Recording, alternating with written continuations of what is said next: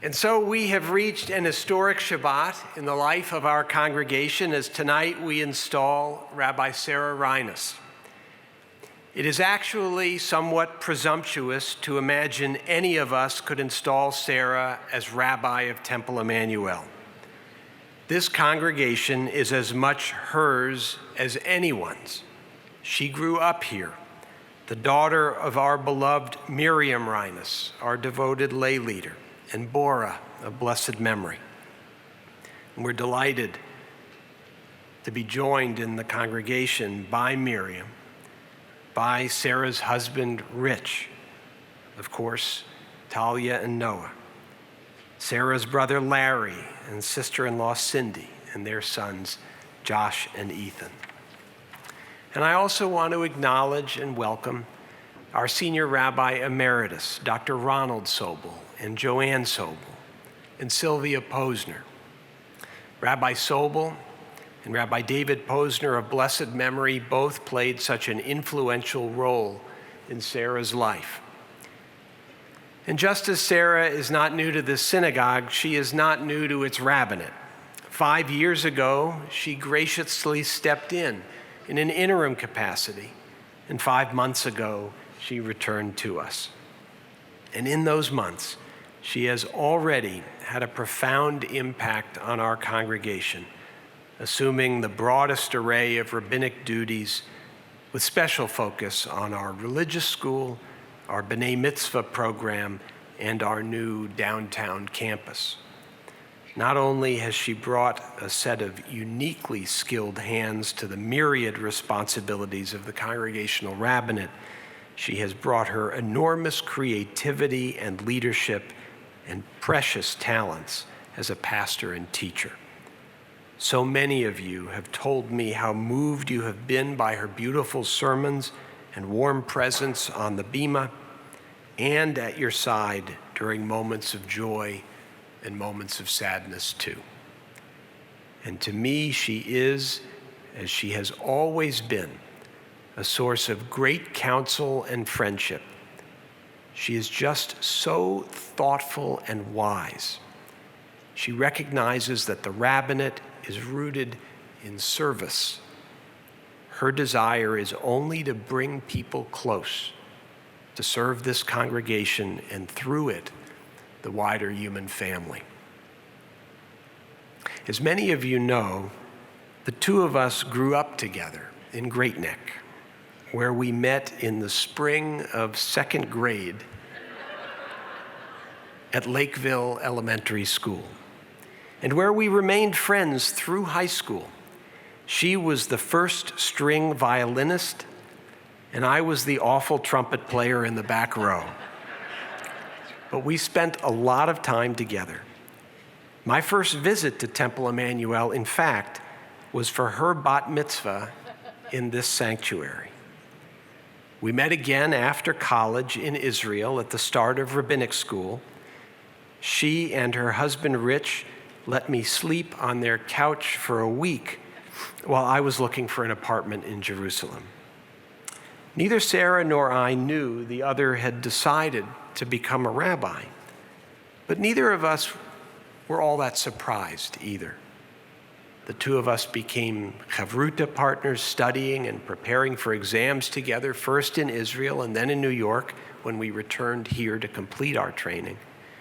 And after our ordination on this bima, wouldn't you know it, we both were hired by Central Synagogue as assistant rabbis, where we served together for 5 years of wonderful partnership and friendship and laughter and antics I can't share, but which it has been a joy to renew. Rabbi Reines possesses so many qualities that make her so special. One of them is her humility, very much reflected in tonight's celebration. Because as much as we hope to honor her, she has chosen to honor an historic milestone. With the ordination of Rabbi Sally Presand in the spring of 1972, 2022 marks the 50th anniversary of women in the American Rabbinate. Sara is therefore recognizing those colleagues who blazed the trail for her and those who walk it with her. And so in addition to our clergy emeriti, Rabbi Sobel and Cantor Corson, Rabbis Ehrlich, Sapadin, and Kahn, Cantors Glasman and Anderson, and student Rabbi Dubin, I want to welcome those colleagues, rabbis and cantors I know are here as guests tonight. So many others are participating online.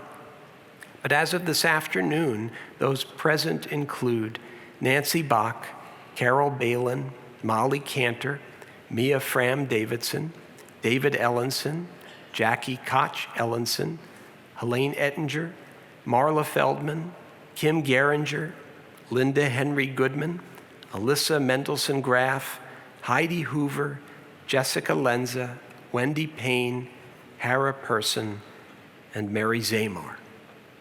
All are beloved as friends and teachers.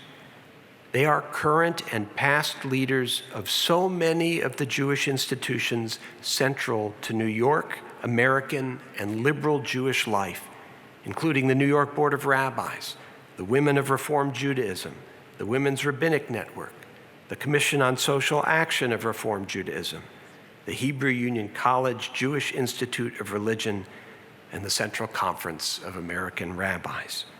And please forgive me if I omitted anyone or anything. But one more very special guest I did not forget.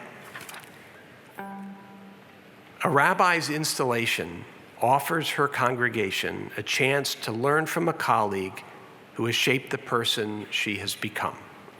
And so to be invited to deliver an installation address is indeed an honor. Tonight, we're privileged to welcome Rabbi Ruth Zlotnick, Senior Rabbi of Temple Beth Am in Seattle.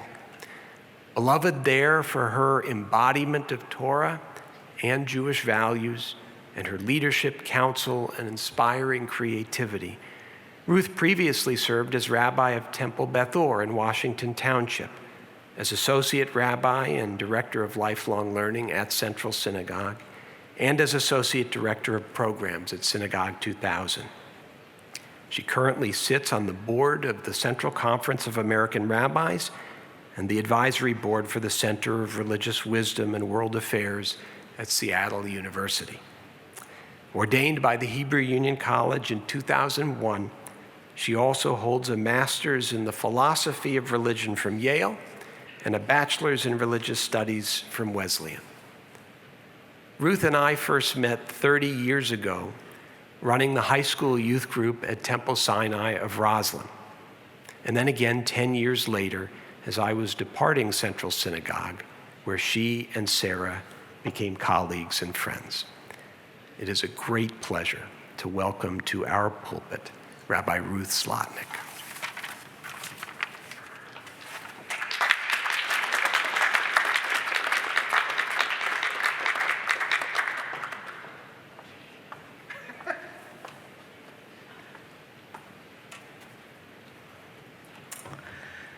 This has been already such an awesome evening, such a beautiful space. I begin with a sense of humility and gratitude for being here tonight. What a daunting task it is to stand here on this historic bima in this magnificent sanctuary. Sara was just sort of rushing me through, and I was like, wait, no one's here. Magnificent space. As a guest of this incredible, extraordinary clergy team who has offered so much warmth to my colleagues and I who are guests this evening on this bima. And of course, how grateful and humbled I am to be here honoring Sara Reines. Ra v'chavera shalanu, Sara Reines, our rabbi and our friend. It is daunting enough simply to participate in Rabbi Reines' installation service. Temple Emanu-El is part of the lifeblood of the New York Jewish experience, a touchstone for all Jewish New Yorkers, and your congregation continues to help shape the moral, spiritual, and cultural life of New York City, both within and beyond the Jewish community. So truly, I thank you for inviting me to join in these festivities this evening. It is a profound honor. Yet it's daunting for another reason too, and that has to do with the rabbi whom we are installing this evening. Sara Reines, our rabbi, our friend, my soul sister, has a heart as expansive as her dreams are vivid. You will never meet someone more full-hearted or more imaginative. Living in relationship with Sara is, how can I best put this? Being pushed to discover the outer limits of your capacity for adventure and joy and connection. Sara will lovingly inspire you to stretch yourself and your soul beyond your comfort zone. Trust me, I know from this experience, and I think Talia and Noah and Rich can attest to it too. Here's an example of what I mean. Several months ago, Sara called me regarding tonight's service. I was having a hard enough time wrapping my head around the idea of me at an installation service for Sara at Temple Emanu-El when I heard a tone in Sara's voice, offhanded, innocent, and I braced myself. This wasn't my first Sara rodeo, and I knew I was a goner. You know, Ruthie, she said, I've been thinking. And sure enough, before I knew what was happening, I found myself agreeing to create a ceremony that installs Sara in her new congregation and also celebrates every single woman rabbi who has ever walked the rabbinic path since Sally Priesand was ordained 50 years ago in 1972. That's the kind of rabbi and friend Sara Reines is. And that is why this is such a daunting task and such a profound honor for me. In truth, what a gift Rabbi Reines has offered to all of us. What insight. Rabbi Reines knows this moment is much more than the celebration of one woman-identifying rabbi in one Reform congregation. She knows that every expression of progressive Jewish life has been enriched by the presence of women rabbis. She recognizes that we are standing at the precipice of a new Jewish age, and that thanks to these first generations of women rabbis, we have the power and the ability to embrace the contributions of all who have been traditionally overlooked and marginalized in the Jewish community, whatever their gender or origins or self-identity might be. As I have been considering this task at hand, I think it boils down to this. Sara Reines, Rav Chavera Shalanu, our rabbi, our friend, reminds us, goads us lovingly, models for us why Judaism obligates us to honor our mothers. Torah instructs, Kabed et imecha ka'asher tziva Adonai Elohecha lama'an ya'ara richun yamecha. Honor your mother, as Adonai your God has commanded, that you may lengthen your days. In a world as broken as ours, Sara, our rabbi and our friend, teaches us that the mitzvah to honor our mothers is a radical act of love and fortitude. Honor your mother. Respect the women who preceded you, no matter who you are, what hurt you bear, what struggles await you, what may be left unresolved in your heart. Without the flawed and gifted women who came before us, many of whom lived lives unsung and unseen, women whose wisdom was passed down through unrecorded words and actions in every generation, we could not be here today. Thanks to our foremothers, we can face the moral and existential challenges of our time and pass our received wisdom onto the younger generations. Rabbi Reines reminds us when we honor our mothers, our days will be lengthened with purpose and meaning and connection. That's the kind of rabbi and friend Sara Reines is. As Sara and I examined this week's Torah portion by Yetze, and by the way, if you've never done it before, there is nothing more joyous than studying Torah with Rabbi Reines, Sara insisted, rightly so, that we highlight the character of Dinah. The story of Dinah, rife with bloodshed and violence against women, is so easy to skip over.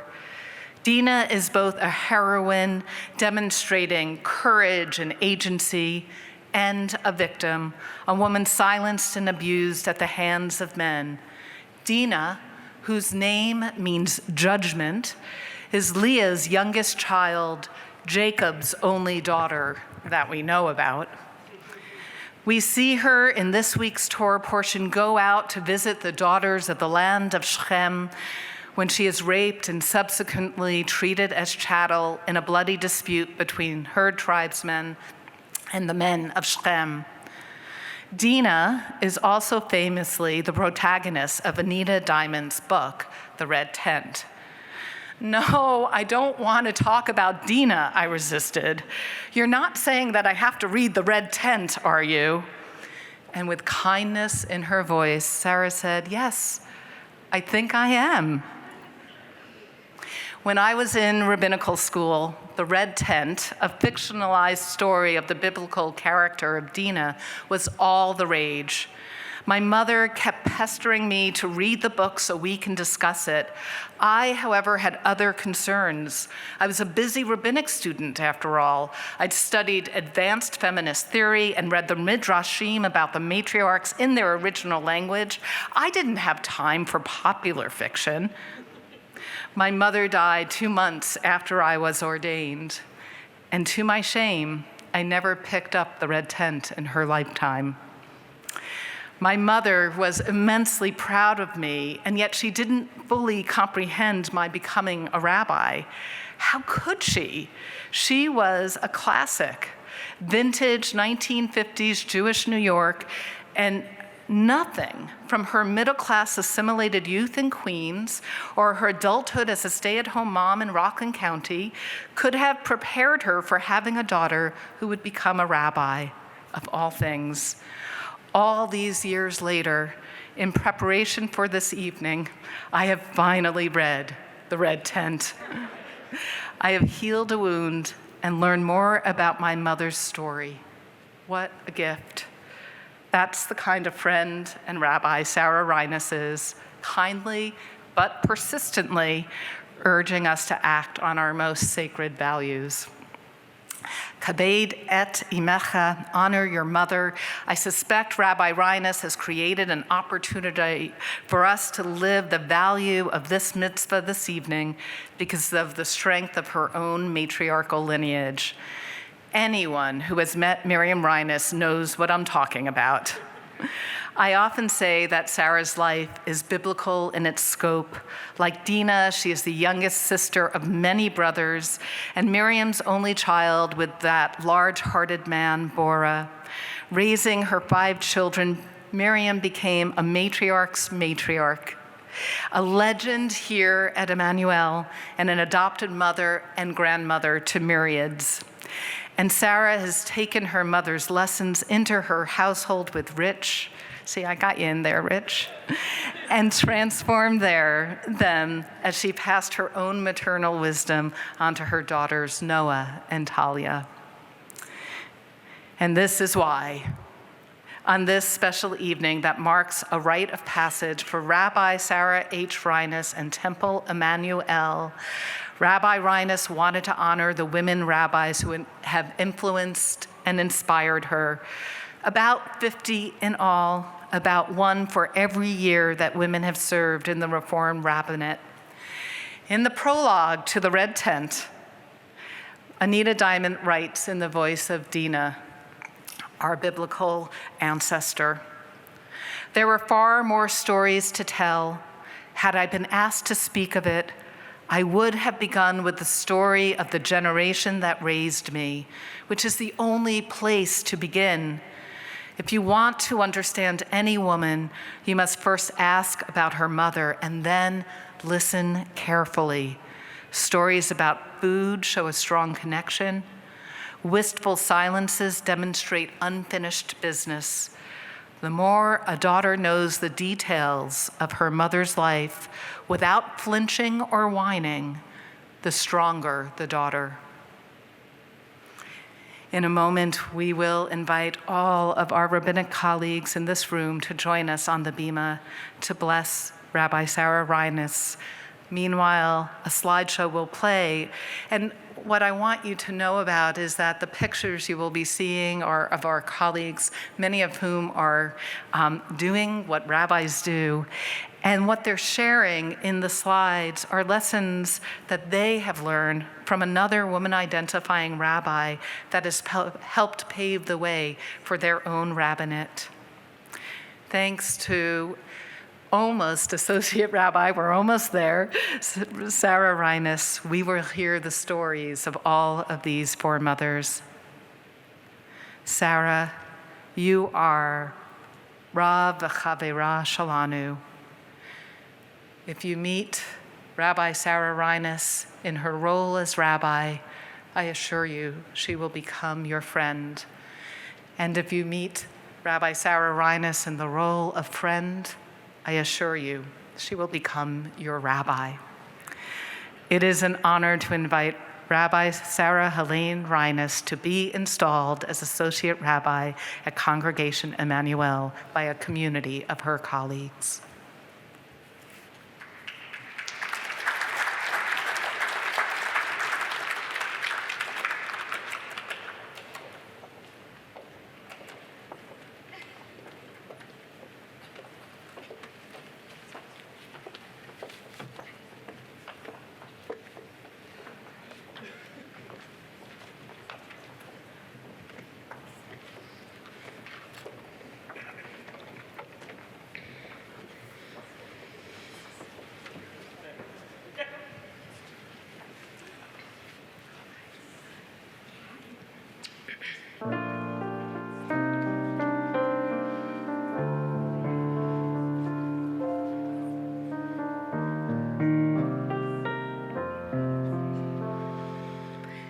Teach me, O God, a blessing, a prayer on the mystery of a withered leaf, on ripened fruit so fair, on the freedom to see, to sense, to breathe, to know, to hope, to despair.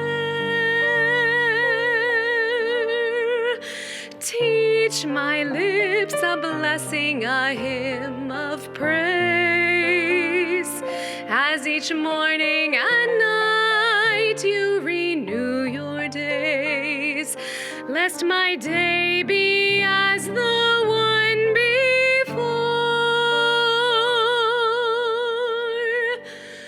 lest routine set my ways.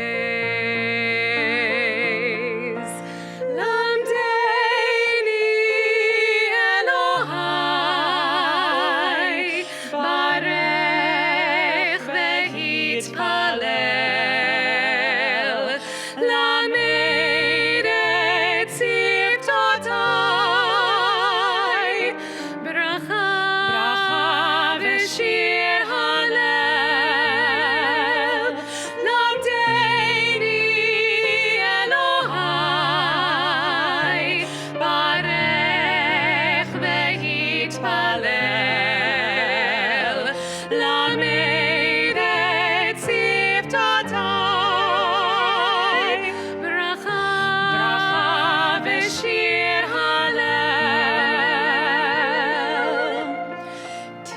me, O God, a blessing, a prayer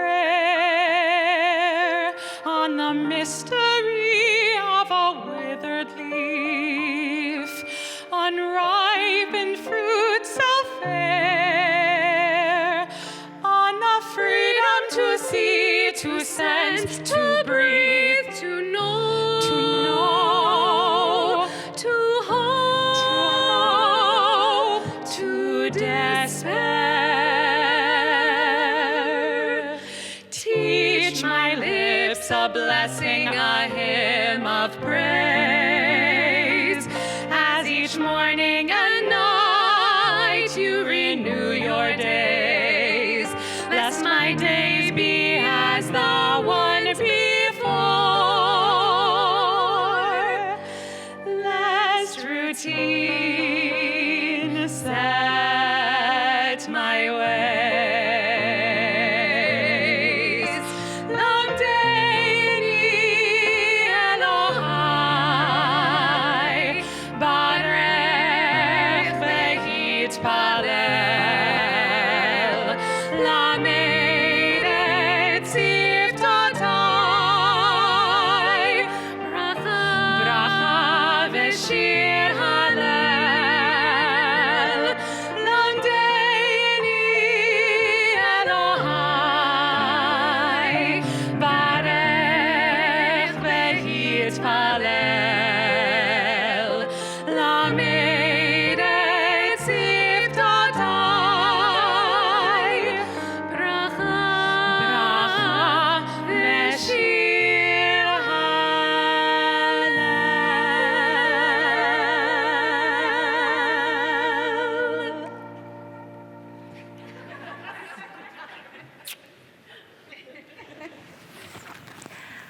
We are going to invite Rabbi Reines to come join us at the Ark as we offer a blessing upon her.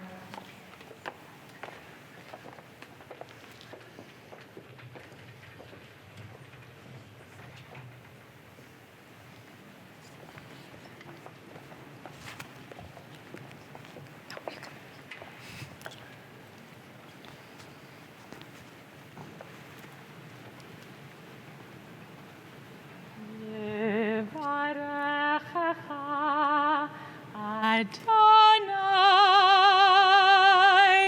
ve'yishmerecha. May God bless you always and protect you always. Ya'er Adonai panav elecha v'chuneka. May God's light shine within you and through you. May it guide your footsteps, and may God be gracious to you. Yisa Adonai panav elecha ve'yasem lecha shalom, shalom. And as you continue to move forth on this journey with this Kehillah Kedoshah, this sacred congregation, Temple Emanu-El, may you, Sara Reines, our rabbi and our friend, feel the presence of Shekhinah, the presence of God with you, and may God always bless you with peace. Ken Yehi Ratzon.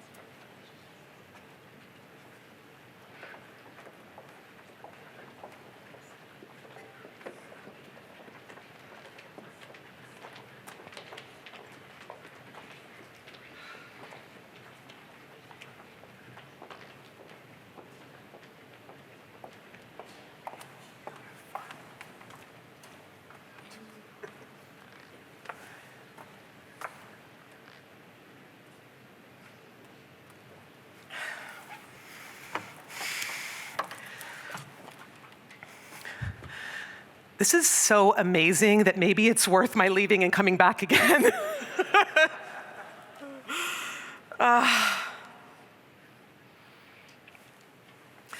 Ken Yehi Ratzon, indeed. May all these blessings be so.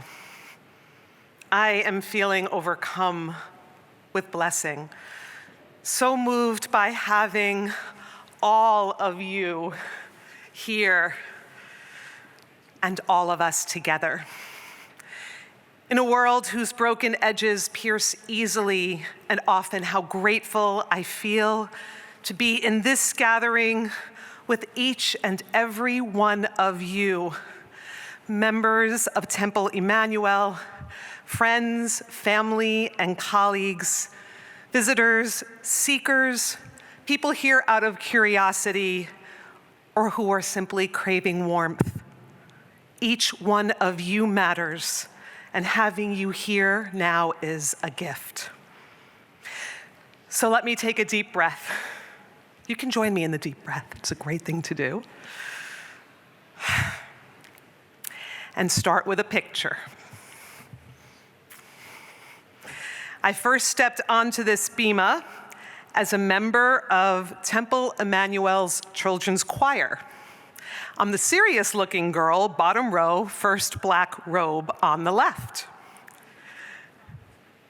It's not the same robe. On the top step, you'll see Cantor Arthur Wolfson, one of the dearest people I have ever known, who introduced me to the experience of sacred music as an expression of the soul. I pray that he knew the enormity of this wonder that he gifted to me and so many others. Ken Yehi Ratzon. Apologies, my dear Ruth, for insisting we focus on Dina. But really no apologies, because you just rocked it out. She rocked it out. In the joy of my homecoming, I was feeling the poignancy of Dina's act of leaving home. We know so little about Dina. We do know that she, like me, came from a large family, was the youngest child of her mother and the only daughter. It's possible that as the only girl in a family with more brothers than you could count on two hands, at a time when patriarchy unabashedly reigned, that Dina felt alone and overlooked, perhaps constrained by the limitations placed on her. What the text does tell us is that whatever home was for her, it wasn't enough. She needed more and was driven to find it. V'teitze Dina lirot bivnot haaretz. Dina ventured forth to seek out the women of the land. I imagine Dina stepping into the thrilling and unsettling unknown, praying. May I be blessed. May I be free. May I find strength to see and be seen. Ken Yehi Ratzon, Ken Yehi Ratzon. May I find my way back home. Ken Yehi Ratzon, Ken Yehi Ratzon. May I find my way back home. For all that we shared in common, my beginnings were very different than Dina's. Despite the ongoing chain of hand-me-downs, my parents provided me and my brothers with the parenting we each needed, enabling us to grow into the unique individuals that we are. So different that we might never have discovered each other as friends, but deeply bound to each other and to our families as loyal and loving siblings. And the same was true of my experience at Temple Emanu-El. I suppose on some level I was aware of its enormity, but I never felt lost or unseen here. I learned at an early age that no matter the size of the tribe or the congregation, it's possible, it's essential for each person to be valued and cherished. Time for another breath. Feel free to join me. And another picture where you will actually see what I'm describing. That's Rabbi Ronald Sobel. I'm receiving my first blessing of my life at my baby naming. The adoring way he is gazing at me that first time we met, and I will admit, I don't remember it. That moment actually continued throughout my life. Rabbi Sobel always makes me feel seen and loved, not only for who I am, but for who I am always becoming. Dina left home with a strong sense of purpose. She was out looking for something.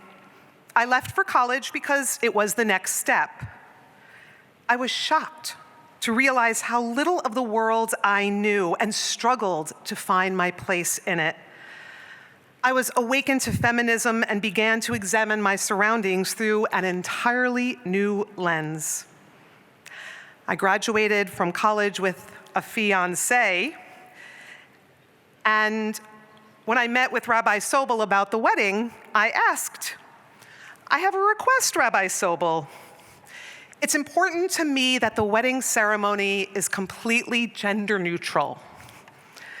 Rabbi Sobel smiled and assured me, darling, my love,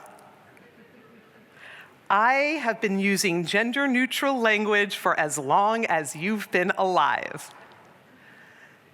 I swallowed and said, for me, that means not referring to God as Lord.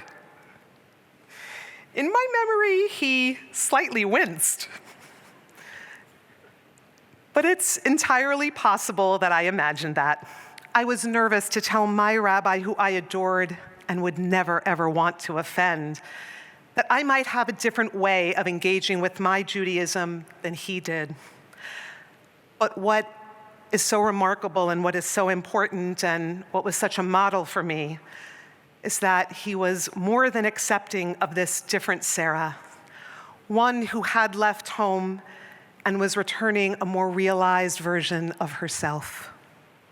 Then I told him I wanted a handheld chuppah and Rich and his brothers to wear kippot, and Rabbi Sobel, I'm pretty sure you blanched. But you embraced me and said, certainly, darling. When I arrived in Jerusalem as a first-year rabbinic student, I felt as if I had landed on another planet, and it wasn't simply because I was in Israel, which was mind-blowing enough. I suddenly discovered that my classical Reform upbringing was an oddity among classmates who had been raised in the youth movement, NIFTY, and Reform movement camps. They were all singing these songs I didn't know, and swaying and bending and rocking during prayer. And when I saw the Torah carried around the sanctuary with people leaning over to touch it and kiss it, I was sure they were practicing idolatry. Here I was in my ancestral homeland, among a cohort of future colleagues who would be sharing my journey, and I felt both thrilled and frighteningly alienated. It didn't feel like home. I wrote long aerograms with tiny lettering, all cramped up in different directions, to Rabbi Posner. They were filled with questions and challenges to what I had learned at Emanu-El and experienced growing up. And he wrote me long letters back, responding in detail to every issue I raised, and then adding some of his own questions, honoring my exploration and engaging with me as a future colleague. Again and again, I was reminded that the sanctuary of Emanu-El was a sanctuary, a place of safety and belonging, a home that allowed and encouraged me to seek my own truth wherever that truth would take me. This blessing from Emanu-El became the very purpose of my rabbinate, to help every person to discover their home in Judaism, because there is room for everyone. I meet many people who weren't accepted for who they were or what they believed, the way they wanted to practice or not practice, the questions they asked or the doubts they expressed. I want everyone to be affirmed in their seeking, to feel at home in Judaism, even as they are struggling to find their place in it. I'm going to invite you all now to take a moment to focus on some aspect of your faith or your identity that does not feel resolved. Open yourself to that sacred struggle and receive this blessing from me. May you be blessed. May you be free. May you find strength to see and be seen. Ken yehi ratzon, ken yehi ratzon, may I find my way back home. Ken yehi ratzon, ken yehi ratzon, may you find your way back home. I have so many gratitudes I want to offer, so many people I want to thank. I start with my women colleagues. Dina sought out the sisters she never had, and so did I. How I used to dream of having a sister. Just one would be enough, I would say to my mother and father. They made it clear that the shop was closed. I want to reassure my younger self not to worry, that her life will ultimately be filled with more sisters than she could ever dream of. When baby Sara was named in 1969, Sally Priesand was still several years away from becoming the first woman ordained by a Jewish seminary. In our almost 4,000-year history, we have only had women clergy for 5 decades. Not even a blink. It still floors me. And since that time, there has been a swift and fierce crescendo of women rabbis and cantors who have radically transformed Jewish life. Synagogue liturgy, ritual, programming, and education radically transformed. And in addition to shattering the stained glass ceiling, women clergy have broken down the walls of Jewish communal life, expanding the understanding of where one can find a Jewish home. It's not always in the synagogue. My passion is the congregational rabbinate, but women clergy continue to overwhelmingly dominate non-traditional spaces, spaces that too often remain invisible, and positions that don't have the kind of platform that I do now, which is one of the reasons I needed to share it with all of them. If we just take the women who have participated this evening on the Bima and through their blessings, they represent seminary professors, academic and pre-professional, hospital chaplains, Hillel clergy, directors of national and international Jewish organizations within the Reform movement and in the wider Jewish community, women's lay and professional organizations, liturgical specialists, independent rabbinates and cantorates serving the unaffiliated, educators focused on people considering conversion, interfaith families, Jewish community centers, children with mental illness, clergy working in advocacy organizations fighting for immigrant rights, equality in Israel, women's reproductive rights, clergy working with groups on wise aging, with individuals as spiritual mentors. I reached out to only 50 women-identifying rabbis and cantors. There are 2,000 approximately in the world today. Consider the enormity of the work that they do, the lives that they touch, the many more access points they provide for so many people searching for their Jewish home. Thank you to Joni Sobel and to Sylvia Posner. I am grateful for our independent friendships and also for the sacrifices you and your families made when being part of a rabbinic family meant far more sacrifices than it even does today. To Harris Diamond, the board, lay leaders, and supporters of this magnificent Jewish home for so many, thank you for not just maintaining but growing Emanu-El's rich history and offerings. And to Marcia Waxman, Emanu-El's first woman president, thank you for mixing it up on the boardroom walls.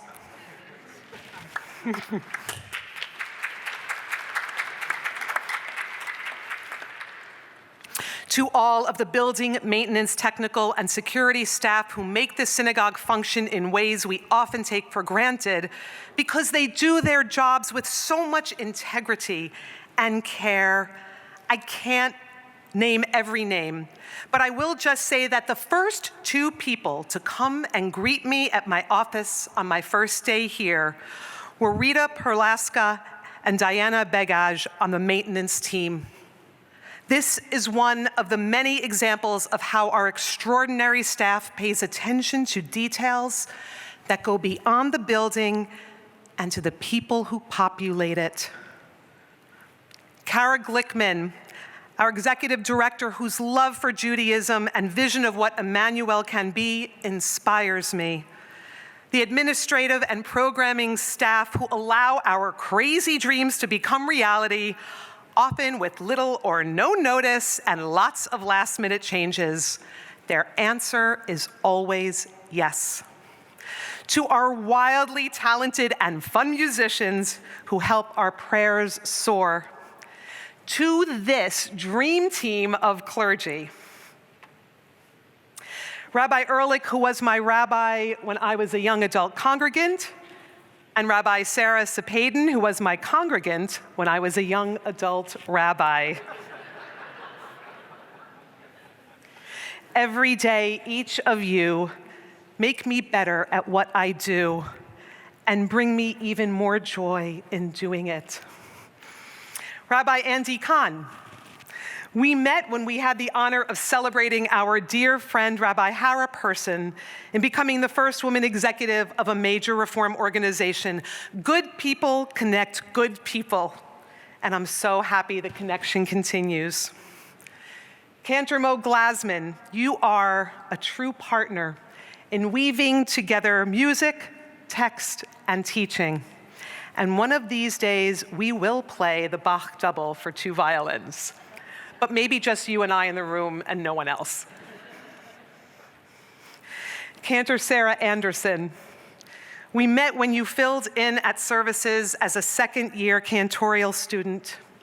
You brought the poise and voice of a seasoned cantor.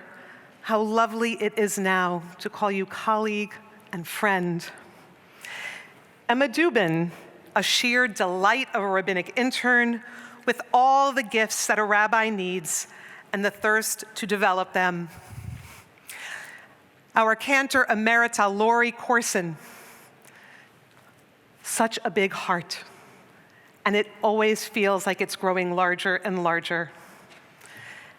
And to again recognize Rabbi Linda Henry Goodman, the first woman rabbi of Temple Emanu-El, who paved the way for so many of us. Rabbi Josh Davidson. I could go on forever. We've got about 50 years of stories to share. One day, I'll invite any interested parties to go out for drinks so I can roast him and share most of our secrets. We met in second grade, became a Coke and Pepsi team at B'nai Mitzvah parties, poker buddies in high school, and then 6 years later became, as you heard, seminary study partners. Working together once again is another homecoming. You are one of the most consistent people I know. Most significantly consistent in your integrity and your menschlichkeit. I am so grateful to have you as a constant in my life, and being back here with you, it's almost too much. My Ruth, your name in Hebrew says it all. Friend in the deepest and truest sense of the word. Lucy to my Ethel and Keystone to my Cop. You are just like me, even more so. And as we become more and more ourselves, we become more and more like each other. I don't know how it works, but it does. It's a miracle and it's a gift, and it sustains me so deeply. My family, rich better than anyone else, you know the mercurial me, and you still love me unconditionally. I find my home wherever you are. Talia and Noah, you know how grateful I am for the gifts you brought tonight and the gifts you bring every single day. There are no greater blessings than each of you other than the two of you together. My parents led me on this path, and here are the last pictures I'll share tonight. Each of them teaching here at Emanu-El's religious school. Just the joy that they exude in these pictures. There is no greater joy or honor that I feel than being known in this synagogue as Miriam's daughter, as Bora's daughter. Mom, you have modeled for me the sensitivity and compassion that are at the heart of my most impactful and important work as a rabbi. Please come up here now and join me at the pulpit. Yes, you. I'm asking you to come as my mother, but also as a representative of the group to whom I owe the greatest gratitude.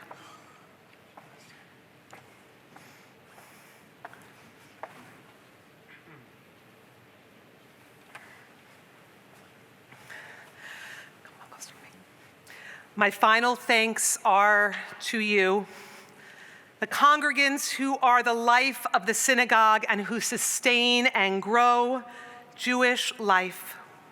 However often you participate, it all matters. My colleagues and I are humbled by you and so grateful for you. The Jewish endeavor is a cycle of leaving home, seeking home, arriving home, and leaving again. Each of us walks on our own path toward home. How blessed we are to be on our multitude of journeys together. Please join me as we give and receive blessings to and from each other.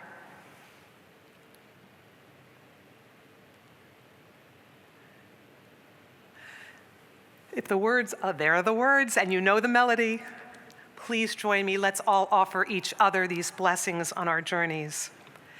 May we be blessed. May we be free.